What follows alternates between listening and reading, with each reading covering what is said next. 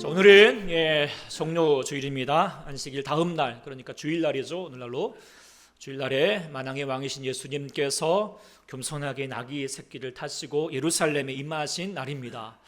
그 광경을 이제 우리가 미리 봤겠지만 마태복음 21장에 기록하고 있죠. 네, 21장 6절부터 보면은요. 말씀 넘겨주시면 감사하겠습니다. 26장 6절 보면은 제자들이 가서 제자 예수께 명령하신 대로 하여 나귀와 나귀 새끼를 끌고 와서 자기들의 겉옷을 그 위에 얹음에 예수께서 그 위에 타시니 무리의 대다수는 그들의 겉옷을 길에 펴고 다른 이들은 나뭇가지를 베어 길에 펴고 앞에서 가고 뒤에서 따르는 무리가 소리 높여 이르되 호산나 다윗의 자손이여 찬송하리로다. 주의 이름으로 오시는 이여 가장 높은 곳에서 호산나 하더라. 아멘. 호산나 이렇게 외쳤습니다. 호산나가 무슨 뜻이라고요? 주님 우리를 구원하소서라고 하는 뜻입니다. 근데 저들이 이제 호산나라고 구원하소서라고 외쳤지만 진정한 구원이 뭔지 잘 모르던 것이죠. 그저 자기의 현세에서 자기의 삶에서 좋은 일 생기는 것이 구원이라고 생각하여서 예수님이 그것을 이루지 못하는 것 같으니 자기의 기대와 또 어떤 욕심에 어긋나게 되니까 며칠 지나지 않아서 예수를 못 박으라 라고 하는 모습으로 돌변해 버렸죠. 그렇지만 예수님은 종료 주일 이후에도 그들을 아시지만 그럼에도 불구하고 그들을 향하여서 최선을 다하여서 주의 말씀을 가르치시고 전파하시는 사역들을 계속 감당해 오셨습니다. 우리가 이제 이 마태복음 통하여서 그것을 계속 보여주고 있는데 특별히 예수님께서 종료주일 이후에 계속 하셨던 말씀의 대부분이 어떤 말씀이었습니까? 대부분이 마지막 때를 향하는 종말에 관한 말씀이었습니다. 그러니까 이를 통하여서 우리가 깨닫게 되는 것은 무엇입니까? 예수님은 한 사람이라도 정말 멸망하지 않고 영생을 얻기를, 다 천국 가기를 원하신다는 것입니다. 그를 위하여서 정말 너희가 마지막 때까지라도 정말 하나님 앞에 나아가라, 그렇게 준비하여라 라고 하는 말씀을 그렇게 얘기하셨죠. 외치셨어요. 그런데 사람들은 듣지 않았습니다. 그저 자기 현실적인 복과 영예만을 추구하였습니다. 이 땅에서 먹고 사는 데만 바쁜 것이죠. 그래서 예수님을 떠나갑니다. 군중들도 떠나가고 제자들도 겟세마네 동산에서 기도하라 하실 때에도 같이 기도하지 않았습니다. 가룟 유다는 자기 욕심과 사단의 게임에 빠져가지고 예수님을 팔아버렸고요. 그래서 예수님이 잡히시게 될 때에는 아무도 그 주위에 없었습니다. 이제 홀로 십자가를 향하여서 외로이 향하여 걸어가게 되시고 그 주위에는 예수님을 잡아 죽일 듯이 타는 그런 수많은 사람들만 남아있게 된 것입니다. 오늘은 이 본문 말씀은 예수님께서 그 십자가의 고난의 출발점에 있는 바로 산헤드린 공회, 이 금요일날 이른 새벽에 열렸던 산헤드린 공회가 열린 모습을 담고 있습니다. 이 산헤드린 공회에는 유대인 종교 문제를 다루는 법정 어떤 장소입니다. 근데 오늘 본문 이제 59절에 보면은 이미 산헤드린 공회의 사람들은 예수님을 죽이려는 권론을 이미 다 짜고 이렇게 이제 모함하고 있는 거죠. 그러니까 이거는 하나의 요식적인 행위에 이제 불과한 것입니다. 공회의 모든 것들 절차는. 그래서 재판을 빨리 끝내려고 거짓 증인들을 막 그렇게 이제 내세운 것입니다. 이런저런 어떤 증언들을 제출했지만 서로 앞뒤가 맞지 않죠. 왜냐하면 거짓이니까요. 그런데 그나마 얻을 수 있는 증거는 뭐였냐? 예수님께서 성전을 헐고 사흘 만에 짓는단 말을 했다. 이런 말을 했다라고 이제 고자질하는 것입니다. 그러면서 이를 통하여서 성전 모독죄를 이제 이렇게 이제 씌우려고 하는 것이죠. 근데 사실 우리도 잘 아는 것처럼 이 말씀이 거짓입니까? 아닙니다. 정말 진짜이잖아요. 예수님께서는 성전 모독이 아니라 진정한 성동을 다시 회복하기 위함입니다. 강도의 구렬이 되어버렸던 이 외적인 성전이 아니라 친히 자신의 육체로 하나님을 만날 수 있게 하시는, 예배할 수 있는 성전이 되어주시기 위해서 십자가에 죽으시고 부활하심을 나타내시는 말씀이었던 것이죠. 그런데 지금 공의의 사람들은 하나님 말씀이 들리지 않습니다. 정치적인 야욕만 가득하여 가지고 그저 그냥 어떻게 하든지 여기를 꼬투리에 잡고 싶은 거예요. 그래서 예수님을 중범죄자로 몰고 싶어하고 있는 것입니다. 그런 마음의 동기로 62절의 제사장이 말했죠. 야, 왜 도대체 대답이 없느냐? 너 지금 이렇게 고절하고 있는 이 너를 치는 증거들에 대해서 한마디 좀 말 좀 해봐. 말만 하게 해봐. 이런 식으로 지금 얘기하고 있는 것입니다. 그럴 때 이런 저들을 향하여서 예수님께서 하셨던 내용을 아주 간결하게 지금 마태 기자는 말하고 있죠. 뭐라고 했습니까? 예수께서 침묵하시거늘. 예수께서 침묵하셨다라고 그렇게 말씀하셨습니다. 근데 예수님께서 여기만 침묵하셨던 것이 아닙니다. 예수님께서는 이후에도 67절 이하에 보면은 사람들이 예수님의 얼굴에 침을 뱉고 주먹을 쥐고 손바닥으로 때리면서 그리스도야, 우리에게 선지자 노릇을 하라. 너를 친 자가 누구냐? 이러면서 예수님을 향하여서 조롱하고 멸시하고 폭력을 가합니다. 그럼에도 불구하고 예수님은 침묵하셨습니다. 뿐만 아니라 예수님은 제자들에게도 침묵하셨지요. 예수님 주위에 제자들이 다 떠나갔습니다. 그나마 멸찍이 쫓아오던 베드로도 얼마 되지 않아서 예수님을 부인하였습니다. 저주까지 했습니다. 그럼에도 불구하고 예수님은 베드로를 향하여서 한마디 하지 않았습니다. 침묵하셨습니다. 헤롯 왕이 그리고 빌라도에서 그런 법정 가운데서도 침묵하셨고, 살점이 떨어져 나가고 온 몸에 뼈가 바스러지는 그 고통 속에도, 그 채찍질 속에도 신음소리만 내실 뿐이었고, 무거운 십자가를 끌고 골고다 언덕길을 오르실 때에도 주님은 침묵하셨습니다. 그리고 그 십자가 위에서 그 처절한 고통 속에서 단 7마디 말씀만 남기시고 죽음을 맞이하셨습니다. 주님은 십자가에서 철저히 침묵하셨던 주님이십니다. 만일 저와 여러분들이 그 예수님의 자리에 있었다면 어떻게 했을까요?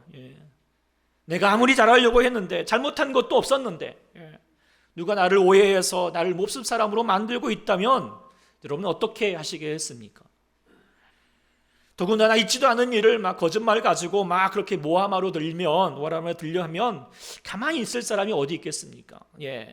시시비비가 다뤄질 때까지 어떻게 해서든지 자기를 변호하려 할 것입니다. 이게 정상이죠. 재판 용어 중에 묵비권이라고 하는 말이 있잖아요. 자신에게 불리한 것은 하지 않아도 된다라고 하는 말이지만 지금 예수님께서 묵비권을 사용하신 것이 아닙니다. 고소 내용이 다 거짓이지요. 그렇지. 그래서 얼마든지 자신을 변호할 수 있는, 무죄를 변호할 수 있습니다.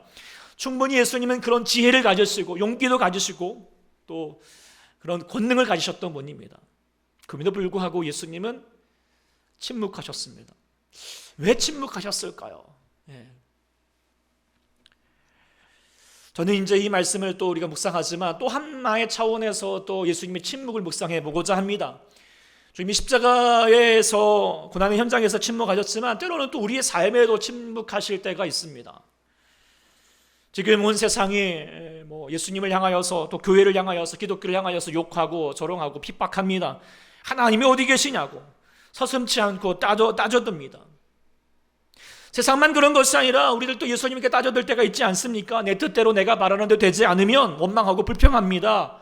이만큼 신앙생활했고 이만큼 예배드렸고 기도하고 또 헌금도 바쳤는데 왜 나에게 축복해지지 않느냐라고 따져듭니다.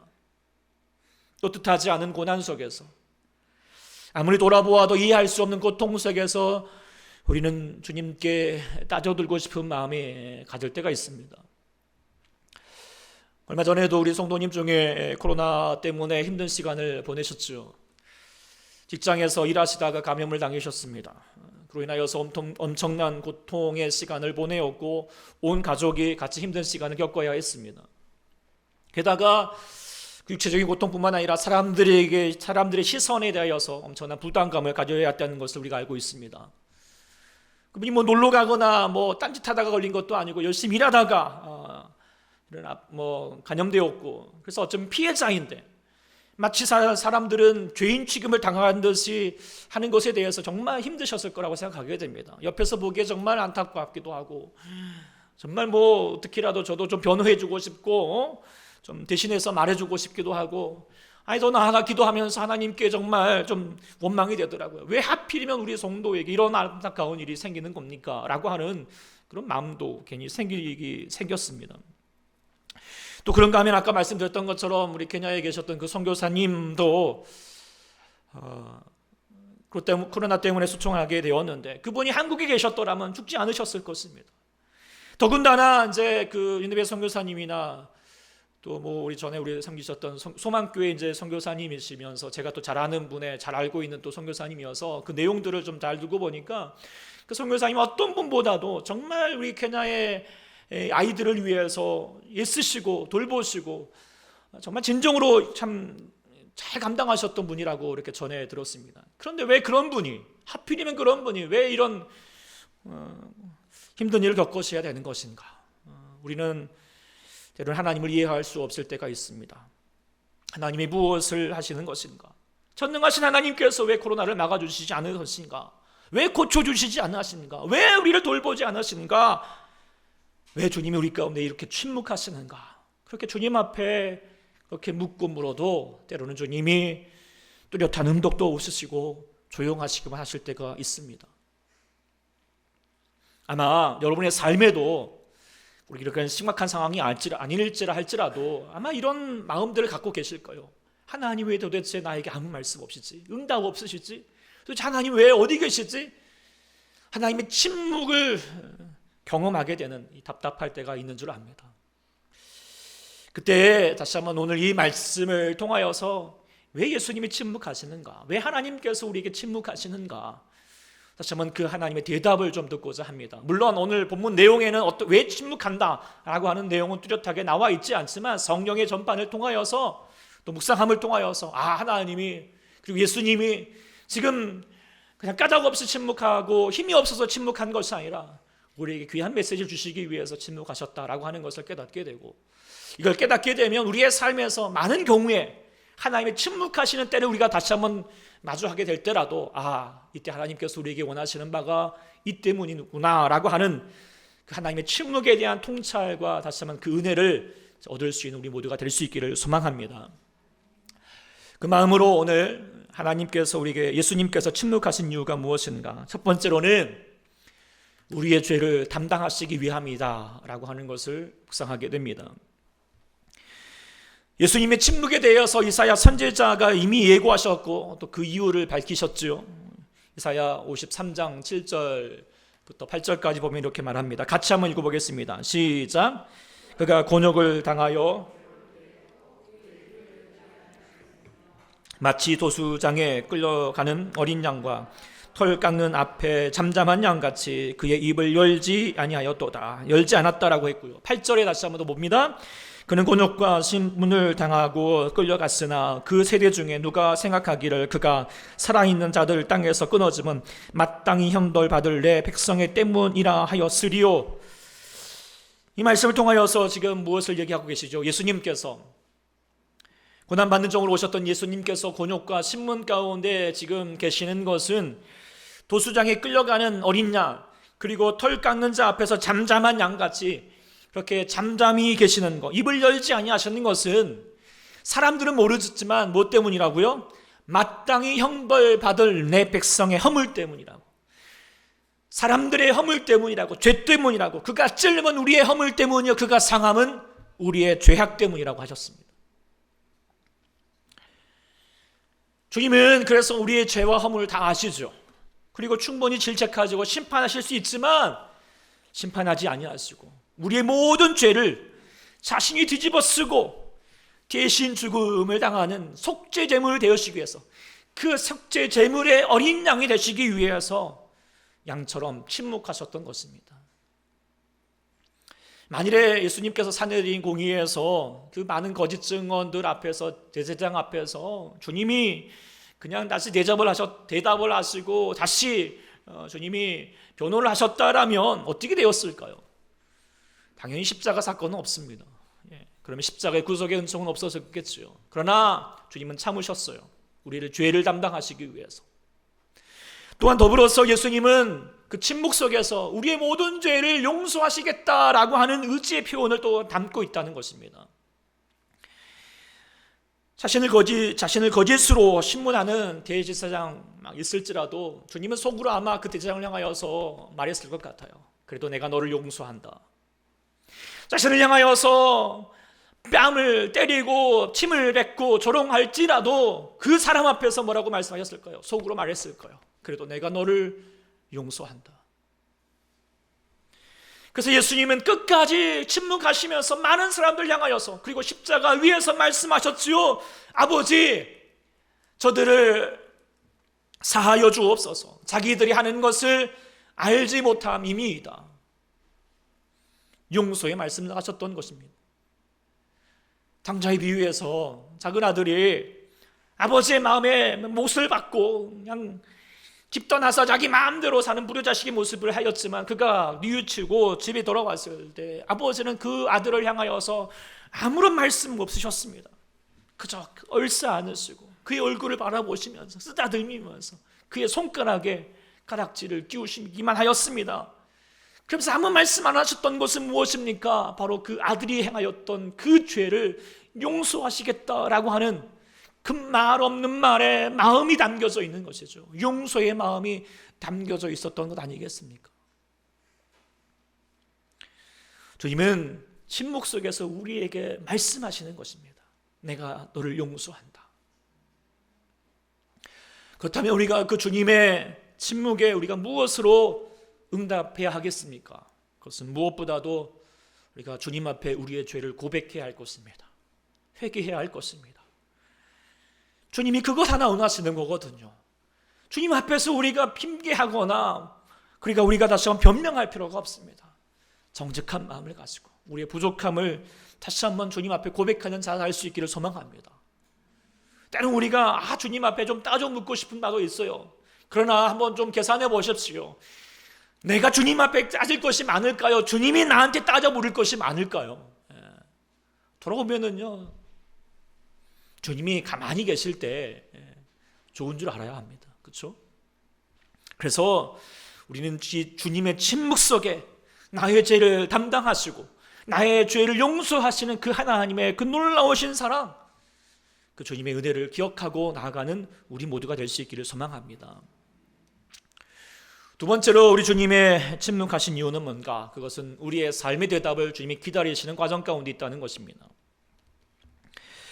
본문에 지금 예수님께서 대제사장과 그의 공회원 사람들에게 지금 침묵하셨지만 그들에게 계속 침묵하셨던 것은 아닙니다. 예수님은 그 전에 수없이 그들을 향하여서 말씀하셨어요. 그렇죠? 그들의 오만과 그들의 교만과 그들의 외식과 거짓에 대하여서 주님은 계속하여서 질책하셨고요, 분노하셨고요, 회개를 촉구하셨어요. 그 인정하신 주님께서요, 막 뱀들아 독사의 새끼들아 라고 하시면서 침을 튀가면서 외치셨거든요. 회개하여라고 해야 하고 너희들 가운데 회개하지 않으면 화가 임할 것이라고. 그럼에도 그들은 완고했습니다. 자기 고집과 자기 의에 똘똘 뭉쳐가지고 듣지 않습니다. 그러니 예수님은 이제 더 이상 말씀하지 않으신 것이죠. 침묵하십니다. 예수님께서 상상수훈에서 말씀하셨죠. 거룩한 것을 개에게 주지 말고 너희 진주를 돼지 앞에 던지지 말라. 그들이 발로 밟고 돌이켜 너희를 찢어 상하게 할까 염려하라. 주님은 더 이상 듣지 않는 자에게 진리의 말씀을 전하지 않습니다. 그들에게 뿐만 아니라 예수님께서 준준익을 향하여서도 침묵하셨습니다. 예수님을 사형에 처하라고. 그리고 그 전에도 호산나 하였지만 그들이 나중에 돌변하였던 그들을 향하여서도 주님을 침묵하셨던 것은 이미 그들에게도 충분히 말씀을 전하셨기 때문입니다. 예수님이 공생의 3년 동안 천국이 가까이 왔음을 말씀하셨고 천국 복음이 무엇인가를 전해주셨습니다. 저들의 병을 고쳐주셨고 귀신을 쫓으셨고 저들의 친구가 되어주셨습니다. 예수님이 누군가이신가를 알려주셨습니다. 그런데도 불구하고 지금 연약하고 미련하여서 세상의 술수와 거짓에 휩쓸려가지고 자신의 욕심에 눈이 멀어가지고 예수님을 향하여서 비방하고 원망하고 있지만 예수님은 지금 침묵하시는 거예요. 그러면서 기다리시는 거예요. 저들이 돌아오기를, 저들이 주님을 다시 알기를. 그래서 우리가 알아야 할 것은 무엇이냐? 예수님은 무턱대고 침묵하시는 분이 아니시죠. 예수님은 말씀하시는 분입니다. 아니, 충분히 말씀하시는 분입니다. 그러나 우리가 말씀하실 때 들어야 합니다. 들을 수 있을 때 똑바로 들어야 합니다. 은혜 받을 만할 때에, 구원의 때에 들어야 합니다. 근데 그때 듣지 않고 한눈 팔고 있다가 뒤늦게 말만 앞세우면 주님은 그때는 침묵하십니다. 그래서 우리가 알아야 합니다. 주님은 그냥 침묵하시는 것이 아니라 그때일지라도 기다리고 계시는 거예요. 침묵하시면서 기다리는 것입니다. 너희가 그 음성을 들은 말씀대로 그의 삶으로, 자기의 신앙으로 고백하기를 원하는 것입니다. 주님은 그때를 통하여서 우리의 신앙의 진짜와 가짜를 보시는 것이죠. 그런데 어떤 신앙이 가짜인가, 어떤 신앙이 거짓인가, 그것은 대부분 보면은 말만 앞세운 사람입니다. 서기관과 바리새인들이 대표적인 사람들이었죠. 실제로 예수님께서 23장에 그들을 향하여 꾸짖으실 때 제일 먼저 하셨던 말씀이 무엇인가? 뭐라고 말했죠? 그들은 말만 하고 행하지 않는다라고 했어요. 말만 많을 뿐이지 행동을 하나도 행하지 않은 거예요. 그 범죄 심리를 전공하는 그 프로파일러들이 이제 말하기를, 죄를 지은 사람의 특징이 뭔가, 어떤 특징이죠? 말이 많다라고 합니다. 말이 많아지는 거예요. 그래서 우리가 말만 번드르게 하는 사람은 좀 의심을 해볼 필요가 많죠. 사기꾼이 딱 그런 종자잖아요. 그렇죠? 근데 안타깝게도 교회에도 그런 사람이 많나요? 우리가 교회를 향하여서 이런 농담하잖아요. 교회 다니는 사람은 물에 빠져도 죽지 않는다고. 왜? 입이 떠가지고 이렇게, 입만 떠가지고 살 거라고. 뿐만 아니라 물에 간져도 살 거라고. 왜냐하면 물에 가라앉아도 떠오르지 않을 거라고. 왜냐하면 그 물고기들이랑 얘기하느라고. 그런 말까지도 하고 있지만 교회가 얼마나 말이 많은지, 이런 말도 했죠. 우리 옛날 청년시에도 그런 말을 많이 합니다. 누가 누구를 만났더라 하면은 그 다음 주가 되면은 누가 누구랑 결혼해가지고 얘까지 나왔더라, 이런 말로 되어가고 있는, 우리 교회가 아니라 너의 교회 얘기입니다만 어쨌든 그렇습니다. 말이 많은 교회가 되는 것은 결코 하나님 보시기에 합당하지 않고 진짜 신앙이 아닙니다. 말만 많으면 정말 삶의 변화가 없는 사람들이 많습니다. 어떤 분은 하나님과 이웃을 사랑한다 하면서도 이웃을 고통당하고 있을 때 기도하지도 않고요. 그리고 위로와 관심, 또 그들을 향하여서 또 전화 한마디라도, 따뜻한 위로의 한마디라도 전화하지 못하고 있는 그런 모습도 있습니다. 어떤 분들은 교회를 향하여서 부흥시켜 주십시오 기도는 하는데요, 자신은 전도할 생각, 삶을 향하여서 자신의 삶을 그대로 말한 대로 이루고자 하는 마음은 없습니다. 거짓된 신앙입니다. 우리 주님은 우리의 입술을 보시는 것이 아니라 우리의 삶을 보십니다. 우리의 행동을 주목하고 계십니다. 그리고 그것을 침묵 가운데 기다리고 계시는 거예요. 마태복음 25장 우리가 이미 봤던 것처럼 우리가 양과 염소의 비유에서도 보면은 양으로 구분되어서 예수님 오른편에서 들림받을 수 있는 사람은 어떤 사람이었습니까? 그 사람들은 이웃이 줄이고 헐벗고 병들었을 때 돌보았던 사람이라는 것입니다. 게다가 그들은 그렇게 행동하고서도요, 말로 떠버리지 않았어요. 그리고 잊어버렸던 사람들이에요. 내가 주님께 언제 그랬어요? 왜요? 자신이 기억하지 않아요. 그저 행동만 할 뿐이에요. 말하지 않아요. 그런 사람이 진짜 신앙이에요. 그런데 멸망사를 받을 사람은 어떡합니까? 행동하지 않으면서 주님이 언제 내가 이랬다고 지금 나에게 이렇게 억울하게 행하십니까? 말만 앞세운 사람이라는 거예요. 저와 여러분은 어떤 것 같습니까? 말이 많습니까? 행동이 많으십니까? 만일에 말만 많으면 주님은 침묵하실 것입니다. 왜? 우리는 이미 하나님 말씀을 들은 사람이에요. 충분히 들은 사람이잖아요. 무엇보다도 예수 그리스도의 그 십자가의 사랑과 구원의 은총을 누린 사람이잖아요. 충분히 말씀하셨던 분이에요. 우리가 무엇을 해야 되는지 여러분 다 아세요. 모르는 사람이 어디 있습니까? 그런데 우리가 그럼에도 불구하고 행동하지 않으면, 삶으로 우리가 나타내지 않으면, 그 말씀을 이루지 못하면 주님은 그때는 침묵하실 것입니다. 그리고 삶으로 응답할 때까지 기다리신다는 것을 우리가 기억해야 할 것입니다. 그리고 분명히 알아야 될 것은 뭐냐면 주님은 기다리시지만 언제까지나 기다리지 않으신다는 거예요. 언제까지나 침묵하지 않으신다는 거죠. 오늘 본문에 예수님께서 침묵을 하시다가 그 침묵을 깨트리는 내용이 나오죠. 그것은 뭐였습니까? 예수님이 하나님의 아들, 네가 하나님의 아들이냐, 그리스도인이라고 하는 것에 대하여서, 그리스도라고 하는 것에 대하여서 말할 때는 말씀하셨습니다. 그리고 뭐라고 말씀하셨습니까? 64절에 말했습니다. 내가 말했느냐? 그러나 내가 너희에게 이르노니 이후에 인자가 권능의 우편에 앉은 것과 하늘 구름을 타고 오는 것을 너희가 보리라.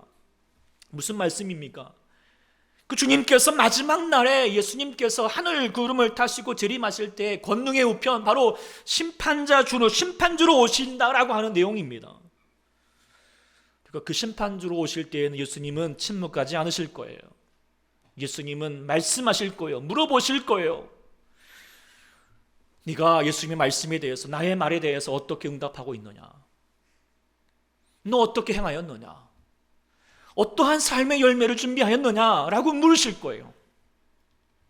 그때 여러분, 우리는 대답할 준비가 있어야 됩니다. 하나님, 내가 이렇게 했습니다. 내가 이런 삶을 살았습니다. 아니, 내가 주님께 이렇게 말하지 않더라도 주님이 우리의 삶의 모든 것을 아시고 다시 말씀해 주실 줄 믿습니다. 그런데 우리가 그 주님 앞에서 우리가 어떤 말도 행할 수 없게 된다면, 그때는 우리가 침묵하게 된다면 우리는 땅을 치고 후회할 수밖에 없는 결과로 나가게 될 것입니다. 그러니까 주님이 침묵하실 때, 주님이 뭔가 잠잠히 계실 때, 그때가 기회입니다. 기다리시는 거예요. 참고 계신 거예요. 우리가 그 침묵하실 때 우리 여러분의 삶으로 응답할 수 있는 우리 모두가 될 수 있기를 간절히 축원합니다. 세 번째, 우리가 주님이 침묵하시는 이유가 뭔가? 그것은 우리에게 침묵을 가르치시기 위함이다 라고 하는 것을 묵상하게 됩니다. 여러분이 잘 아시는 것처럼 미국의 역사가이고 비평가인 토머스 칼라인, 이 사람은 모르겠지만 이 말은 아실 거예요. 웅변은 은이지만 침묵은 뭐라고 할까요? 금이다. 잘 아시죠? 침묵은 금이다라는 말을 하죠. 빈수레가 요란하다라고 하는 속담이 있듯이 물이 깊을수록 고요히 흐르고 사람의 인품과 그리고 배움이 깊을수록 진중한 법입니다. 어떤 사람은 참 말을 많이 하는데 실속이 없는 사람이 있는가 하면, 어떤 사람은 말은 별로 하지 않은데 그 하는 짧은 말 속에 힘과 지혜가 담긴 말이 있습니다. 감동이 있고 설득력이 있고 신뢰가 갑니다. 그것은 무엇 때문일까? 그것은 침묵의 여부 때문이라고 하는 것을 깨닫게 됩니다. 특별히 우리가 침묵은 금이다라고 할 때 어쩔 때 더 금이 되는가? 그것은 억울할 때, 힘들 때 침묵은 금이 됩니다. 침묵할 수 있어야 합니다. 그러니까 우리가 될 것은 말로 악을 이길 수 있을까요? 없습니다. 따져들어서 이길 수 있는 것이 아니라는 것입니다. 예수님이 보여주셨죠. 지금 이 제사장과 공의의 사람들 거짓으로 지금 사로잡혀 있으니 진리의 말씀을 하여도 소용이 없다는 것을 알고 계십니다. 듣지 않습니다. 그러니 따져들을 필요 없습니다. 또한 성난 군중들에게 감정의 화가 와 이렇게 나와 있는 사람들에게 말보다는 침묵이 더 바람직하다는 것을 또한 보여주고 계십니다. 침묵이 더 힘이 됩니다. 더 설득력이 됩니다. 그런데 우리가 실제로 그렇게 하기가 쉽습니까? 어렵습니까? 어렵습니다. 네. 대단한 내면의 힘이 갖고 있지 않으면 침묵하는 건 참 어렵습니다. 제가 지난 주간에도 제가 이제 시차례를 이렇게 이끌고 있는데 우리 어찌나 또 목사님들이 말이 많으신지 막 자기 의견 들어주는데 왜 안 해주냐고, 이렇게 말 안 했냐고 막 그렇게 얘기하면서 따져드는데 도대체 어떡하라고 다 가기게 하는데 하라며 어떻게 하냐고 제가 말은 하고 싶은데 그때마다 사자성어, 요즘 유행하고 있는 말이 잘 나오네. 할만하안 무슨 뜻인지 아십니까? 모르십니까? 이거는 이제 세대가 좀 이렇게 뒤로 가신 분들이에요. 이제 할만하안, 할 말은 많으나 하지 않겠다, 이런 말입니다. 이런 말이 이렇게 막 떠올라요. 이게 이제 하여튼 말은 잘 안 되지만 어쨌든 할만한 이런 말이 떠오른데, 여러분들도 그럴 때 있지 않습니까? 여러분의 남편을 향하여서, 그냥 아내를 향하여서, 막 자녀들 향하여서 내가 할만한 그런 마음 갖기가 참 쉽지가 않습니다. 따져들고 싶고요, 따지고 싶고요. 그러면서 내가 말을 안 해서 그렇지 그러면서 말하기 시작할 때, 그때 주님은 우리에게 침묵하기를 원했습니다. 근데 그것을 이루기 위해서 우리 주님께서 우리에게 중요한 것을 가르쳐 주십니다. 그것은 침묵을 위해서는 반드시 깊은 기도가 선행되어야 된다는 거예요. 예수님께서 지금 십자가 앞에서 지금 침묵해야 될 시간을 앞두고 예수님이 겟세마네 동산에서 깊은 기도를 하셨습니다. 땀방울이 핏방울처럼 흐르도록 절규하듯이 하나님께 쏟아내셨습니다. 자신의 솔직한 심령도 말씀하셨습니다. 자신이 원하는 바도 고백했습니다. 하나님과 씨름한 거예요. 할 수만 있다면 이 잔을 좀 옮겨주십시오. 그러나 그 철저한 기도 뒤에 마침내 하나님께 나의 원대로 마옵시고 아버지 원대로 하옵소서 라고 기도할 수 있었습니다. 그 뒤부터는 침묵으로 나갈 수 있었던 것입니다. 그래서 대제사장과 그런 공의의 거짓 앞에서도 침묵할 수 있었고, 성난 군주들과 그들을 향하여서 핍박하고 조롱하고 빔을 뱉고, 그럼에도 불구하고 흔들리지 않고 겸손하게 평온하실 수 있었다는 것입니다. 끝까지 골고다의 십자가를 침묵 가운데 감당하셨어요. 그것은 무엇이 때문인가? 그것은 예수님이 다른 분이 아니라 예수님도 기도하셨기 때문입니다. 겟세마네 동산에서 깊은 기도를 하셨기 때문이라는 거예요. 그래서 제자들에게도요, 십자가를 앞두고 있으니 너희들 기도하라고 말씀하셨던 거죠. 그러나 저들은 기도에 실패했어요. 그래서 두려워서 도망갈 수밖에 없었다는 거예요. 주를 버리지 않겠다라고 하는 약속의 말씀을 지킬 수가 없었습니다. 기도하지 않는 사람, 말만 많아질 수밖에 없습니다. 그러나 기도 가운데 나가는 사람은 침묵의 힘을 경험할 수 있는 거예요. 그래서 우리는 기도해야 합니다. 특별히 이 시대를 살아가는 저와 여러분들은 기도해야 합니다. 예수 믿는 사람 얼마나 억울한 시대를 살아가고 있습니까? 코로나 때문에 이 사람들에게 교회 가는 것이 눈치 봤습니다.